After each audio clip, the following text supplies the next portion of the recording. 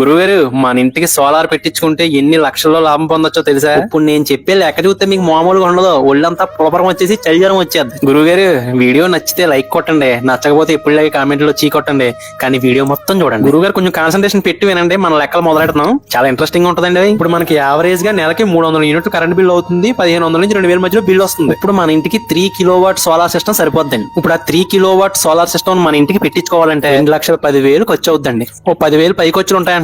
ఈ అమౌంట్ అన్నది 10,000 20,000 ఇంకా ఎక్కువ తీసుకోవచ్చు. కొన్ని చోట్ల అది మనం మాట్లాడుకోవడం బట్టి ఉంటది. 2,10,000 గవర్నమెంట్ ఇచ్చి సబ్సిడీ 78,000 సబ్సిడీ తీసేగా ఇంకా 1,32,000 మనం కట్టాలి. మనకి సోలార్ వేయడానికి వచ్చిన కంపెనీ వాళ్ళు ఆ 2,10,000 మొత్తం లోన్ ఇప్పించేస్తారు మనకి బ్యాంకు వాళ్ళు తాళలే మాట్లాడి. ఇంట్రెస్ట్ వచ్చి 6%, అంటే బాగా తక్కువ. ఈ విషయంలో మనం ఏం తిరగక్కర్లేదు, అన్ని సోలార్ సిస్టమ్ వేసే వాళ్ళే మనం చూసుకుంటాం. ఇప్పుడు మీరు 2,10,000 లోన్ తీసుకున్నారు కదా, కానీ గవర్నమెంట్ నుంచి వచ్చే 78,000 సబ్సిడీ ఉంది కదా, అది మీ అకౌంట్ లో పడుతుంది. దాన్ని తీసి లోన్ అకౌంట్ లో వేసేయండి. ఆ సబ్సిడీ తీసేగా ఇంకా 1,32,000 నెలకి 2,000 చొప్పున ఈఎంఐ పెట్టమని. ఇప్పుడు మీ లోను 6 సంవత్సరాలు 3 నెలల్లో తీరిపోతుంది. అసలు వడ్డీ కలిపి మీరు 1,50,000 కడతారు. ఇక్కడ నుంచి మీకు అసలైన లెక్క ఉందన్నమాట. ఈ సోలార్ సిస్టమ్ కి 25 సంవత్సరాలు వారంటీ ఇస్తున్నారు మనకి. ఈ 25 సంవత్సరాలు మనం ఏం భయపడక్కలే, మన ఇంటికి సోలార్ ఉన్నట్టే లెక్క. మనం పెట్టించుకున్న 3 కిలో వాట్ కి యావరేజ్ 360 యూనిట్లు నెలకి జనరేట్ అవుతుంది పవర్. కాబట్టి మన కరెంట్ బిల్లు ఆల్మోస్ట్ జీరో. ఆ బిల్లుకి బదులుగా మనం ఈఎంఐ కట్టుకున్నాం 2,000. 25 సంవత్సరాలు వారంటీ అనుకున్నాం కదా, అందులో 6 సంవత్సరాలు లోన్ కడుతున్నాం. ఇంకా 19 సంవత్సరాలు మనకి ఫ్రీగా కరెంట్ వస్తుంది. ఫ్రీగా కరెంట్ వస్తుంది కదా అని మనం ఎప్పుడు కట్టే కరెంట్ బిల్ డబ్బులు పాడు చేయకండి. ఇప్పుడు యావరేజ్ గా మనం కట్టే కరెంట్ బిల్ రూపాయలు 1,500 రూపాయలు అనుకుని